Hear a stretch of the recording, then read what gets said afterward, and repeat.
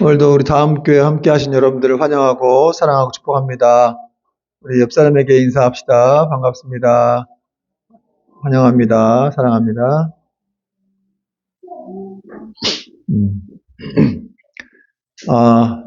오늘 말씀 제목은 내가 누구인지 아는 것이 참 중요합니다.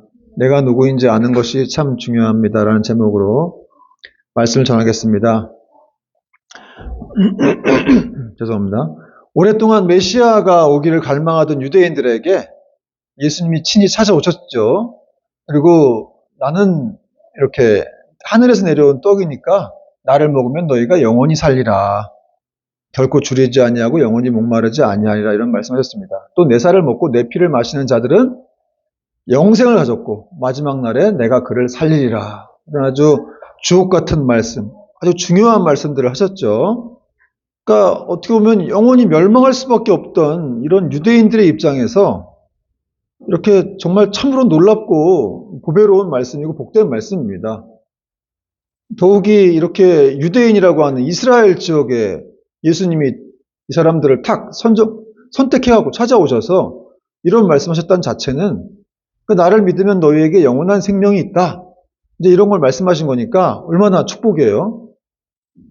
그런데 이 유대인들은 이런 예수님의 영생의 말씀을, 생명의 말씀을 믿지 않았죠. 그리고 배척했을 뿐만 아니라 심지어는 죽이려고까지 했다는 거예요. 그리고 이제 오늘 본문에서도 그런 모습들을 이렇게 이 사람들이 보여주고 있는데요. 25절부터 27절까지 보니까 25절 이는 그들이 죽이고자 하는 그 사람이 아니냐. 그들은 유대 종교 지도자들을 말합니다. 26절 보라 드러나게 말하되 저희가 아무 말도 아니하는도다. 당국자들은 이 사람을 참으로 그리스도인 줄 알았는가. 그러나 우리는 이 사람이 어디에서 왔는지 아노라. 그리스도께서 오실 때에는 어디서 오시는지 아는 자가 없으리라 하는지라. 지금까지 한 말은 예루살렘 주민들이 한 말이에요. 예수님이 지금 예루살렘으로 올라가셨잖아요. 그러니까 예루살렘 주민이 예수님을 보자마자 이런 말을 하는 거예요. 근데 이 사람들은 예수님을 믿지도 않았을 뿐더러 자기들이 예수님을 잘 알고 있다고 착각을 했어요. 속단을 했습니다. 그러면서 뭐라 그랬냐면 아니 지금 예수가 이렇게 지금 돌아다니고 있는데 이렇게 공적인 활동을 하고 있는데도 왜 아무도 제재를 가하지 않는 거냐? 응? 혹시 저 사람을 진짜 메시아로 알고 있는 거 아니냐? 그러나 우리는 저 사람이 어디서 왔는지 다 알고 있어. 이렇게 말을 한 거예요.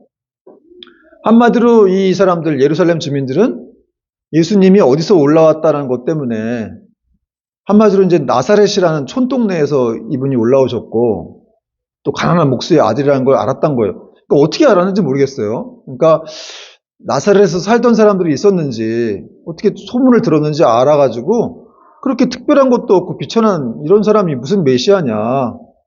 응? 말도 안 된다. 뭐 이런 논리였습니다. 한마디로 그냥 정작 중요한 예수님이 그분의 본질이 어떤지 그거에 대해서는 관심도 없고 그냥 피상적인 알무로 예수님을 평가한 거죠. 내가 알고 있는데 뭐 특별한 것도 없는데 저 사람 무슨 메시아야. 최소한 메시아라면 신비롭고 좀 이런 특별한 인물이 돼야지 이렇게 생각을 한 겁니다. 그러니까 여러분 우리가 어떤 사람에 대해서도 그렇고 예수님에 대해서도 그렇고 이렇게 피상적으로 안다라고 하는 건 굉장히 큰 잘못인 거예요. 수박 겉핥기식으로 예수님을 알고 있다? 그 사람을 알고 있다 그러면 제대로 아는 것도 아니죠. 근데 그래도 이런 분위기 속에서 좀 감사한 거는 그래도 이렇게 예수님을 좀 이 상황에서 믿었던 사람들도 있었던 것 같아요. 그래서 31절 보니까 무리 중에 많은 사람이 예수를 믿고 말하되 그리스도께서 오실지라도 그 행하실 표적이 이 사람이 행한 것보다 더 많으랴. 그래서 어떤 사람들은 예수를 믿었어요. 어떤 사람들은 예수님이 촌동네에서 오시고 특별한 인물도 아닌데 왜 그 사람 왜 믿어야 돼? 이렇게 말하는 사람도 있었지만 또 어떤 사람들은 이 사람이 행한 기적들을 보면은 만약에 또 메시아가 온다고 하더라도 그만큼 또 기적을 행할 수가 있겠느냐? 그러니까 이 사람은 메시아일 거다. 이렇게 또 믿었어요. 근데 진짜 믿었는지 어쨌는지 모르겠는데 어쨌든 성경은 믿었다고 말씀을 하고 있기 때문에 그래도 우호적인 분위기에 있으니까 예수님이 좀 안전하실 수 있다라고 생각하셨던 것 같긴 해요. 그러자 이렇게 예수님은 자기를 믿지 않는 배척하는 예루살렘 주민들에 대해서 또 이렇게 답변을 하셨습니다. 28절, 29절 같이 한번 읽어볼게요. 28절, 29절 시작. 예수께서 성전에서 외쳐 이르시되 너희가 나를 알고 내가 어디서 온 것도 알거니와 내가 스스로 온 것이 아니니라. 나를 보내신 이는 참되시니 너희는 그를 알지 못하나 나는 아노니 이는 내가 그에게서 났고 그가 나를 보내셨음이라 하시니. 참 이것은 이 말씀은 예수님의 자기 정체성에 대한 그런 말씀이에요. 그러니까 예수님은 자신이 누군지를 정확히 아셨던 거예요.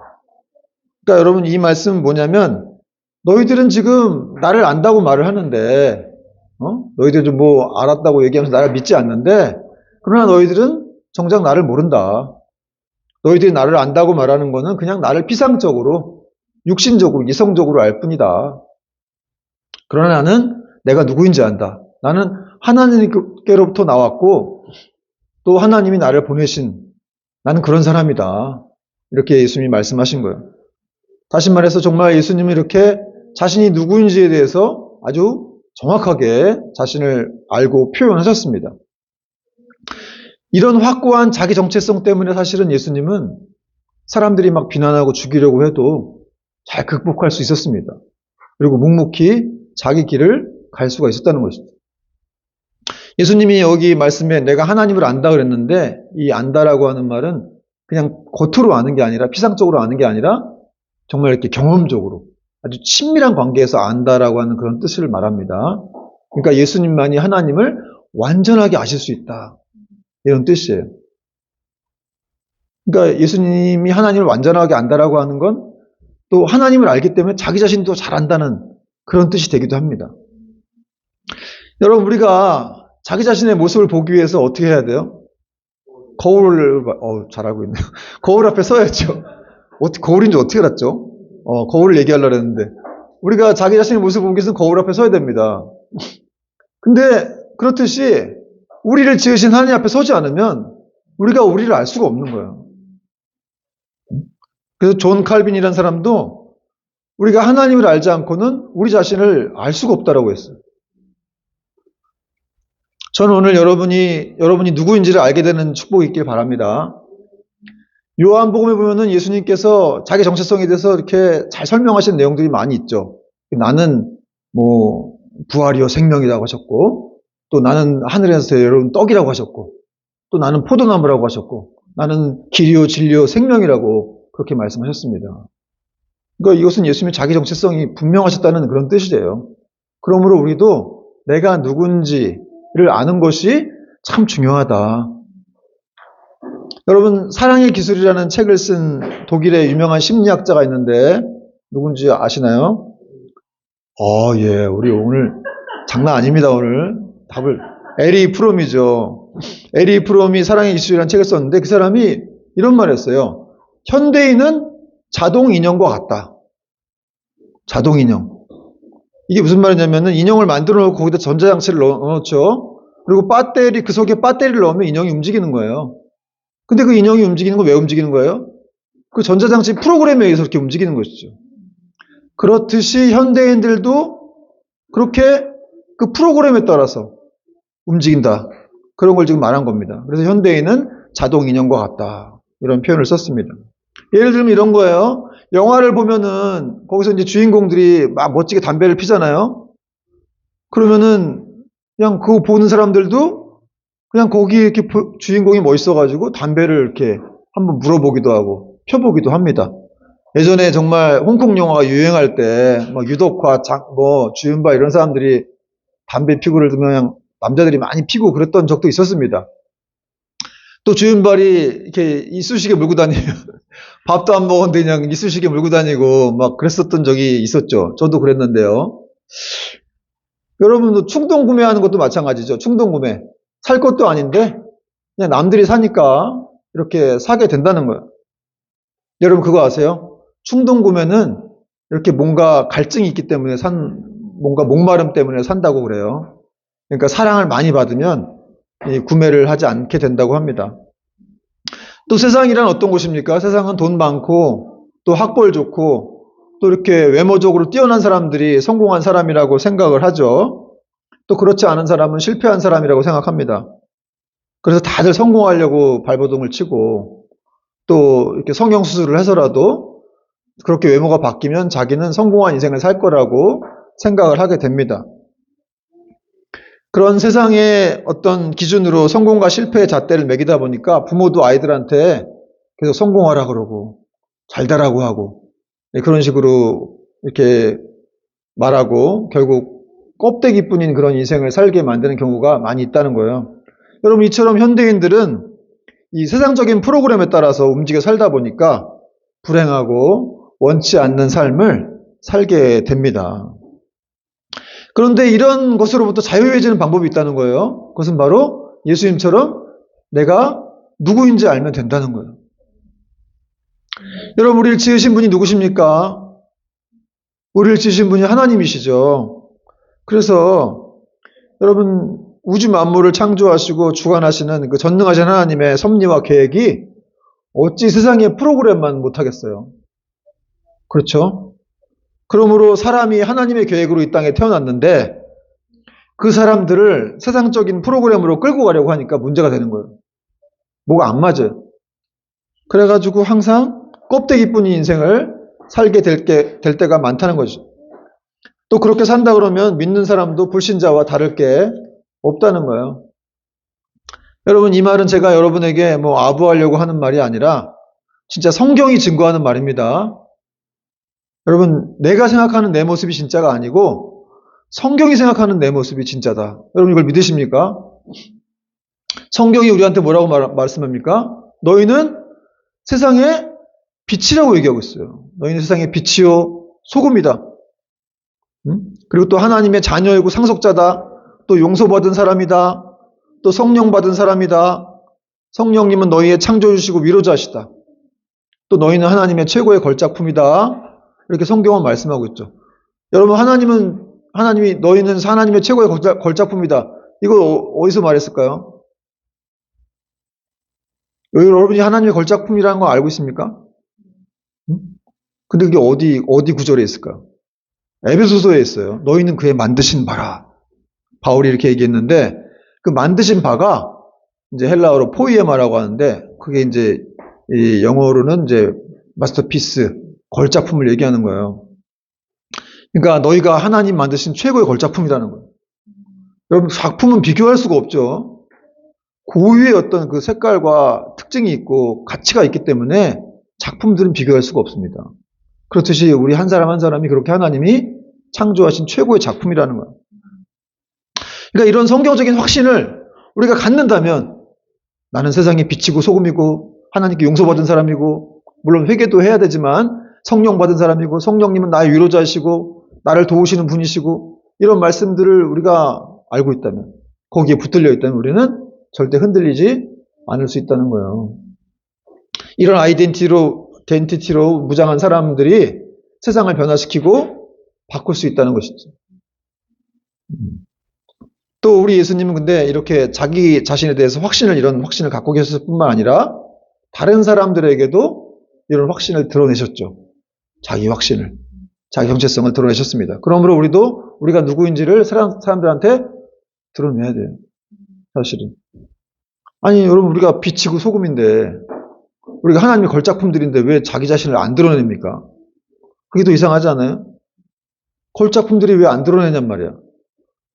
드러내지 않으면 근데 여러분 올바른 관계를 맺을 수가 없어요, 사실은. 저 사람이 교회를 다니는 것 같기도 하고 안 다니는 것 같기도 하면 진정한 친구가 생기지를 않는 거예요. 회색지대에 있으면 거래를 할 뿐이죠, 거래. 친구 간의 관계가 아니라 거래를 할 뿐이라는 거예요. 그러나 나는 크리스찬이다. 나는 하나님의 사랑받는 자녀다. 내가 믿는 그분은 어떤 분이다라고 이렇게 드러낸다면 진정한 친구가 이렇게 생기게 된다는 거죠. 그럼 왜 그렇게 안 드러내려고 하느냐? 왜 전도가 어려우냐? 사실은 그 사람과의 관계가 틀어질까 봐. 어떤 관계가 그 사람으로부터 뭔가 이렇게 좀 안 좋은 말을 들을까? 그런 것들이 걱정되기 때문에 우리가 이제 드러내지 못할 경우가 많습니다. 그러나 여러분, 우리가 모든 사람부터 사랑받을 수는 없어요. 그렇지 않아요? 또 그 사람들한테 인기를 끌 필요도 없어요. 예수님도 그러지 않으셨습니다. 예수님도 늘 그냥 이 삶 속에서 늘 비난을 받으셨고, 예수님 좋아하는 사람도 있었지만 대부분 비난하고 공격하고 죽이려고 했어요. 그런 속에서 자기를 드러내셨다는 것이죠. 여러분, 그 헨리 나우민이라는 사람이 그런 말 했는데, 이렇게 하나님으로부터 체험받지 못하니까 자꾸 사람으로부터 체험을 받으려고 한다. 사람으로부터 인정을 받으려고 한다. 이런 말을 했습니다. 결국 여러분, 우리가 중요한 건 하나님으로부터 체험받는 거예요. 하나님으로 충만한 사람들은 사람의 인정이 이렇게 중요하지 않다는 것이죠. 여러분, 하나님으로부터 체험을 받고 또 내가 누구인지를 정확하게 알게 되면 더 멋진 인생을 살게 될 줄로 믿습니다.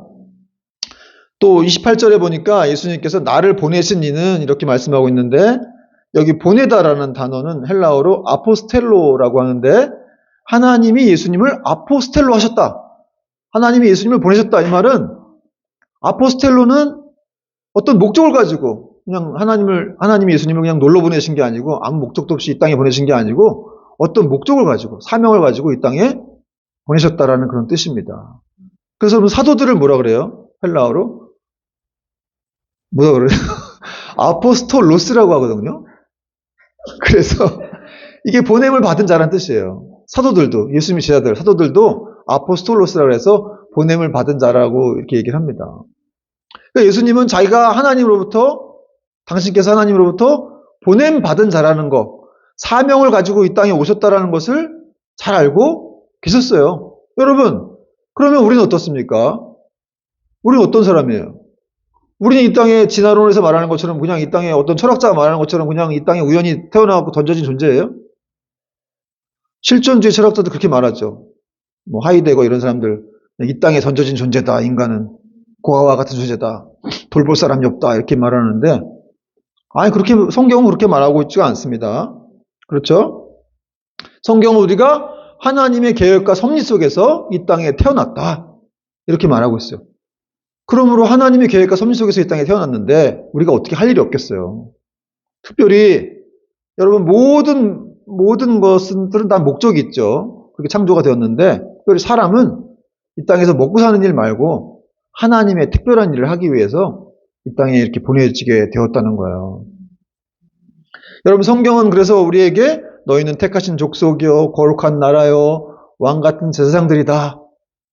한마디로 우리가 어둠 속에 있던 사람들인데 예수 그리스도의 은혜로 인해서, 그 피로 인해서 하나님의 소유된 권속이 되었고 거룩한 나라가 되었고 왕 같은 제사장이 되었다고 말씀하고 있는데, 이런 말들은 사실은 이게 무슨 의미가 있냐면 우리의 부르심과 사명, 또 우리가 어떤 영광을 입었는지를 잘 보여주는 그런 말씀들이에요.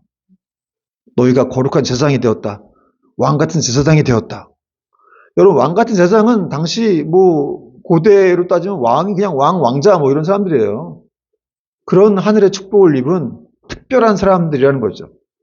그러니까 사실은 우리가 그런 신분의 사람들이 되었기 때문에 우리는 어떤 일을 하든지 어떤 일을 보든지 사실 막 감격스러워하고 기뻐하는 게 맞습니다. 사실은 우리가 어떤 신분이 되었는지를 확신한다면, 만약에 여러분이 어떤 일을 봐도 어떤 일을 이렇게 뭘 해도 가슴이 뛰지도 않는다, 기쁜 일이 전혀 없다, 그럼 죽은 거예요.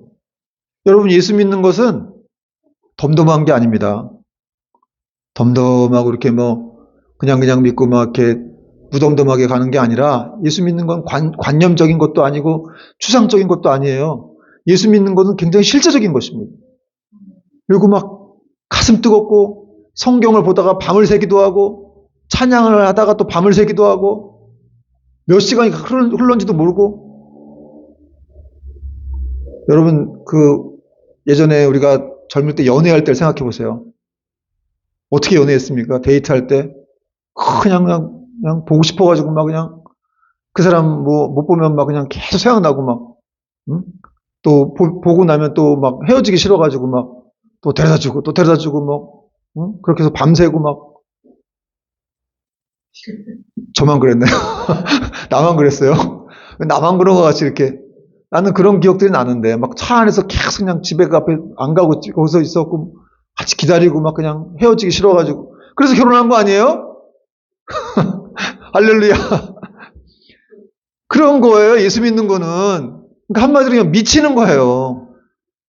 예수님이 너무 좋아갖고 너무 감격스러워서 저도 그랬던 것 같아요. 진짜 뭐 예수님 처음 믿을 때 진짜 막 너무 좋아가지고 막 그냥 밤에 막 교회 가고 막 부르짖기도 하고 몇 시간씩 초신자가 막 기도하기도 하고 막 성경을 뭐 몇십 장, 100장 막 이렇게 보기도 하고 그랬죠. 막 보는 사람들 막 전도해갖고 저한테 다 뭐라 그러냐면 얘 미쳤구나. 이게 어떻게 다 이렇게 돌았냐, 얘. 미쳤구나. 이제 그런 얘기를 맨날 들었어요. 친구들이 이제 나오지 말라고 그러더라고. 그 모임에. 친구들 다 끊겼는데.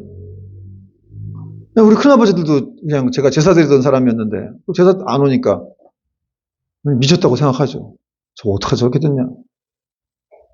물론 제가 지금은 어쨌든 이렇게 세월이 좀 찌들리고, 나이도 먹고 좀 열정이 식긴 했지만, 그래도 그 예수 믿는 게 너무 좋으니까 이렇게 목사까지 된 거예요, 사실은. 그러니까 이걸 뭐라고 설명할 수는 없어요, 사실은. 신비로워요, 사실은. 왜 그분을 사랑하고 왜 그렇게 좋아하게 됐는지. 참, 그래서, 여러분, 예수 믿는다는 것이 이렇게 그냥 무덤덤하고, 그러니까 어떤 사람들 보면 너무 이렇게, 물론 조용조용하게 믿는 분들도 계시는데, 사실 우리가 사랑할 때 생각해보면 그렇게 믿을 수는 없어요. 정말 예수님을 사랑한다면, 막달라 마리아와 같이 그 새벽에 꼼꼼한데 찾아가갖고, 그냥 예수님이 돌아가셨는지 어떻게 됐는지 막 궁금해가지고 막, 그런 어떤 감격, 그런 막 설레임이 막 있는 거죠. 그래서 여러분 사도 바울도 복음을 전하는 일이 사랑하는 예수님이 맡기신 일이기 때문에 이 사람이 생명 걸고 막 복음을 증거한 거예요. 내가 이 복음을 전하는 것은 내가 부득불 할 일임이라 이렇게 막 고백하면서 이걸 전하지 않으면 나에게 화가 있을지로다 이렇게 생각하면서 생명을 다해서 복음을 전했고 또 사도들도 예수님 제자들도 다 이렇게 순교까지 했죠. 예수님 사랑하기 때문에. 근데 사실 이런 모습은 예수님이 먼저 우리에게 보여주시기도 했습니다. 그분도 사랑하시는 하나님 때문에 이 땅에 내려오셔서 가지고 이 짧은 인생을 사시면서 오직 사명을 위해서 그렇게 행하시다가 결국 십자가를 지시고 죽기까지 하셨습니다. 여러분, 우리 인생을 돌아봅시다. 우리 인생 돌아보면은 우리 인생은 어떤 것 같아요? 뭐 정말 이렇게 50, 60, 70을 살아도 사실 우리 인생을 돌아볼 때 어떤 생각이 들어요? 후회가 많이 될 때가 있는 것 같아요. 저도 그렇고. 저부터 그래요, 사실은. 돌아보면 진짜 우리가 잘한 게 많은가? 후회되는 일이 많은가? 생각해보면 잘한 것도 있지만 사실은 예수님 생각해보면 늘 죄송스럽고 후회되는 일들이 많이 있을 수밖에 없는 것 같아요. 그래서 생각해보면 내 인생이 왜 이렇게 찜찜하냐? 이런 생각이 들기도 하고 나 이게 잘못 산 것 같지? 뭐 예수님은 어쨌든 우리를 있는 그대로 다 사랑하시니까 품기도 하시지만 사실은 우리가 자녀를 볼 때도 그 자녀가 그대로 있는 것만 좋아하는 건 아니잖아요. 이 아이가 그대로를 사랑하지만 사실은 더 성숙해지길 원하고 더 정말 예수님을 잘 믿길 원하고 그런 거 있잖아요. 그렇듯이 우리 인생을 생각해 볼 때도 그런 게 많은데 사실 우리는 아직도 여전히 이렇게 오랜 세월 예수님을 믿고 있지만 얼마나 쓸데없는 일에 분주한지 몰라요. 정말 꼭 해야 될 일은 안 하고 안 해도 될 일은 열심히 하고 그런 경우가 많습니다. 근데 여러분 우리에게는 사실은 시간이 없어요. 여러분 그거 아세요? 우리의 시간은 사실 하나님 것이지만 그 시간이 주어진 것이 사실 많진 않아요. 우리 인생 생각해봐요. 지금까지 이렇게 나이를 먹은 거 생각해봐요. 얼마나 순식간에 왔어요. 근데 앞으로도 그렇게 순식간에 갈 거예요. 더 빠를 거예요. 사실은 지금 시간이. 그러니까 우리는 시간이 없어서 사실 하나님이 시키신 일을 감당하기에도 너무너무 시간이 없는데 우리가 너무 쓸데없는 일에 그냥 관심을 많이 갖고 있고 그렇다는 거죠. 근데 여러분 예수 믿는 거는 이것저것을 하는 것이 아닙니다. 사실은 오직 예수님께만 집중하고 그분이 시키신 일을 하는 거예요. 예수님도 그렇게 하셨죠. 하나님의 일에 대해서. 여러분 우리에게 이 땅에서 하나님 맡겨주신 일이 있음을 사명이 있음을 분명히 기억하고 그런 것들이 뭐예요? 영혼 구원의 사명이죠. 사실은. 우리가 어떤 직업을 갖든 무슨 일을 하든 다 영혼 구원의 사명으로 귀결이 돼야 돼요. 연결이 돼야 돼요. 그래서 우리가 만나는 사람들마다 복음을 증거하고 또 우리가 이번에 여름에 대만 선교를 가게 됐는데 그런데 가서 이렇게 복음을 증거하고 그 사람 성도들과 함께 교제하고 이런 것들이 하나님이 기뻐하시는 일입니다.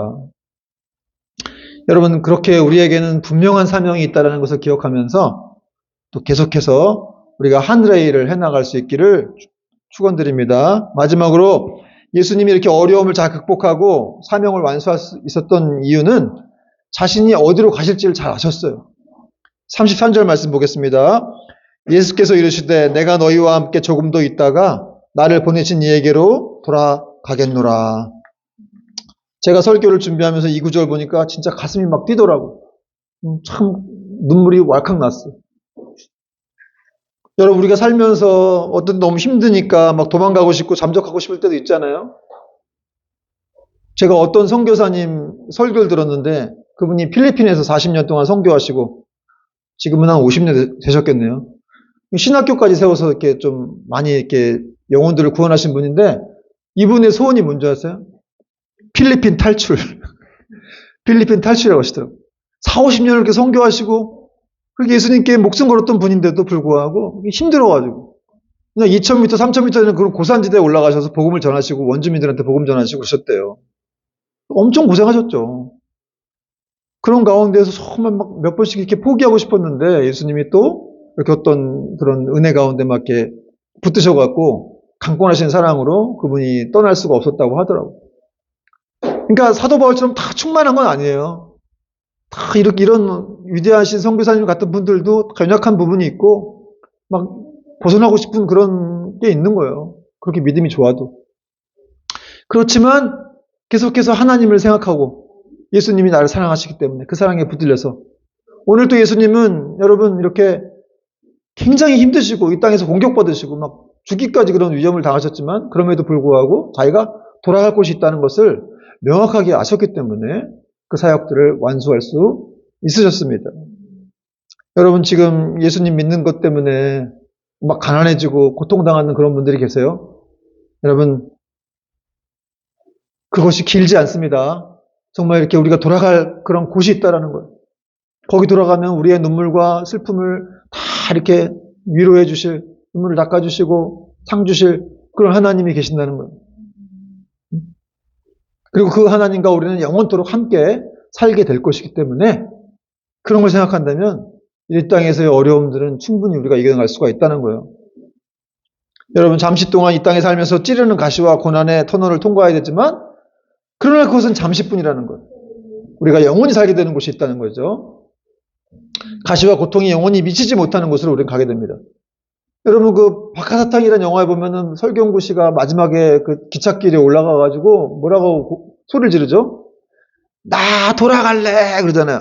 나 돌아갈래. 그게 무슨 뜻이었어요? 자기가 돌아가고 싶은데 돌아갈 곳이 없다는 거예요. 사실은 너무 타락해가지고 그 옛날에 그 순수했던 젊은 시절에 자기의 모습이 있었는데 이제 너무 타락해가지고 돌아가고 싶은데 돌아가고 싶도 또 못 돌아간다는 거예요. 그걸 말하는 거거든요, 사실은. 그러니까 얼마나 슬픈 그런 운명이고 안타까운 일입니까? 그러나 우리는 돌아갈 곳이 있다는 것이죠. 하늘 아버지가 계시는 곳. 그것이 추상적인 관념이 아니라 그것이 분명한 실체라는 것이죠. 그 천국이라는 것이죠. 그러므로 일을 마친 후에 돌아갈 곳이 집이 있는 사람들이 가장 축복이듯이 우리 성도들도 이렇게 이 땅에서 일을 마치면 돌아갈 곳이 있다라고 하는 것. 그것이 가장 축복임을 믿으시기 바랍니다. 예수님께서 요한복음 14장 1절에서 이런 말씀하셨어요. 너희는 마음에 근심하지 말라. 하나님을 믿으니 또 나를 믿으라. 내 아버지 집에 거할 곳이 많도다. 이 땅에서 집이 없어가지고 힘들어하시는 분도 많고 집 문제 때문에 고통스러워하는 분도 많고 그런데 여러분 이 땅에서는 그렇지만 우리 천국에서는 거할 곳이 많은 거예요. 여러분 전세 막 이렇게 뭐 계약 연장하고 이런 것 때문에 막 고통스러운 분도 많고 막 그렇죠. 같이 살 집도 없고 그런 분도 많은데 우리 아버지 집이 계시기 때문에 거기는 그런 고통으로부터 영원히 해방된 그런 곳입니다. 그리고 이제 의미심장한 것은 또 뭐냐면 예수님의 핍박자들 중에 아무도 예수님을 따라서 하늘나라로 올라갈 자가 없다는 거예요. 34절 보니까 너희가 나를 찾아도 만나지 못할 터이요 나 있는 곳에 오지도 못하리라. 여러분 은혜로 구원받고 영화롭게 된 성도들에게 행복이 있어요. 그건 뭐냐면 그 성도들을 괴롭히는 악한 마귀들과 그 하수인들이 그 성도들이 있는 곳에 못 온다는 거예요. 그들은 천국에 올 수가 없습니다. 그래서 예수님은 너희가 나 있는 곳에 오지도 못하리라. 그러니까 이 땅에서만 잠깐 괴롭힘 당하는 거예요. 그들은 결코 천국에도 올 수가 없기 때문에 이 땅에서의 어떤 행복이 끝일 뿐이라는 거지. 그러므로 성도가 힘들고 어려워도 여러분 돌아갈 곳이 있기 때문에 우리는 버티는 겁니다. 천국 소망, 부활 소망이야말로 우리 성도들이 가져야 될 최고의 비전이고 꿈이고 여러분 가장 큰 복된 소망임을 믿으시기 바랍니다. 여러분 거리에서 놀던 아이들이 저녁이 되면 집으로 돌아가죠. 근데 집으로 돌아갈 데가 없는 아이들은 불쌍해요. 그 아이들은 고아라고 합니다. 그러나 우리는 일이 끝나면 하나님 보내신 곳으로 돌아가게 된다는 거예요. 이것은 정말 놀라운 그런 일이고 진짜로 가슴이 뛰는 일이에요. 그것이 또 우리의 유일한 소망이고 기쁨이어야 합니다. 여러분 이 땅이 다가 아닙니다. 이 땅이 다가 아니에요. 이 땅이 영원한 세계에 보면 점에 불과해요. 거기서 우리가 지금 살면서 일희일비하고 막 괴로워하고 그러는데 사실 이거 아무것도 아니에요. 정말 우리가 이렇게 태어나서 죽고 그 다음에 죽음이라고 하는 것이 어떤 그 영원한 세계에 들어가는 관문이라고 또 그 후에 들어가서 우리가 하나님과 함께 영원히 거한다는 것을 믿는다면은 이 땅에서 어떤 어려움도 우리는 잘 극복할 수가 있다는 거예요. 아직 젊고 나이가 젊은 분들은 이런 것들이 다 이렇게 와닿지 않을 수도 있겠지만 그러나 이것은 진리예요. 사실은 예수님도 그렇게 사셨고 그래서 이 땅에서 연연하지 않았습니다. 비난하고 욕을 하고 막 죽이려고 해도 내가 돌아갈 곳이 있기 때문에 내 아버지에게로 가야 되기 때문에 이분은 계속해서 덤덤히 묵묵히 자기 길을 가시면서 그렇게 또 십자가를 지셨다는 것이죠. 여러분 말씀의 결론을 맺겠습니다.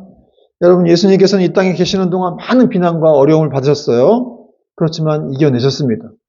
잘 극복하고. 왜냐하면은 예수님은 첫 번째로 자신이 누구인지를 잘 알고 계셨어요. 내가 누구인지.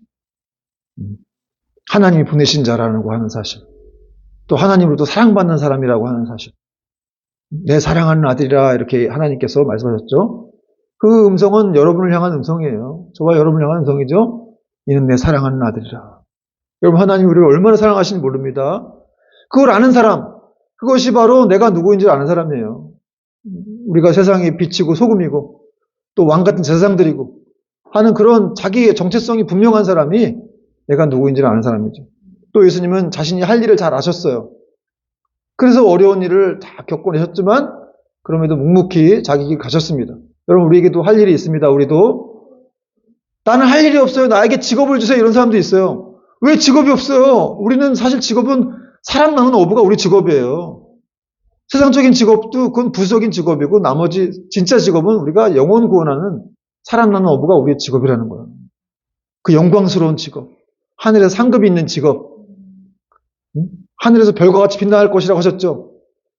그런 직업이 우리 일이 우리에게 사명이 있다는 것이죠.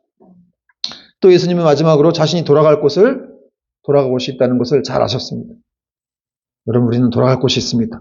이 땅에서 아무리 비천하게 살아도 우리가 돌아갈 곳이 있기 때문에 우리는 그 말씀을 믿으면 얼마든지 이 땅에서 어려운 일들을 극복할 수 있다는 것이죠.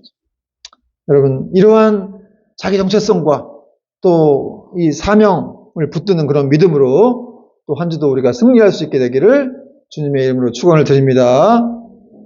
찬양하겠습니다.